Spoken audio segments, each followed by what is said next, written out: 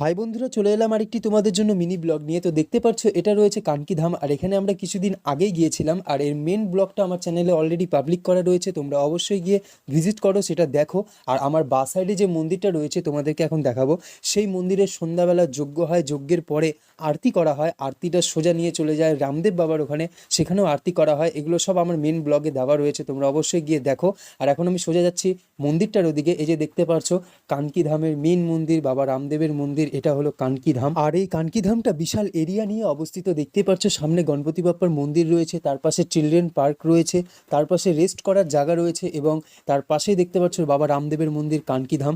আর এখানে তোমরা রেস্টুরেন্ট থেকে শুরু করে সব কিছু সুবিধা পেয়ে যাবে। যারা এখনো ভিজিট করোনি অবশ্যই ভিজিট করো। আর তোমরা যদি কেউ প্রসাদ কিনতে চাও, আমি সাজেস্ট করবো বাইরে থেকে কিনে এনো, কারণ ভেতরে অনেক দাম। আর এটা হলো মন্দিরের ভেতরের লুক, দেখতে পাচ্ছ একটা আলাদাই শান্তি বলতে পারবো। তো যারা এখনো সাবস্ক্রাইব করনি অবশ্যই সাবস্ক্রাইব করো, কমেন্ট করে দাও। বাই।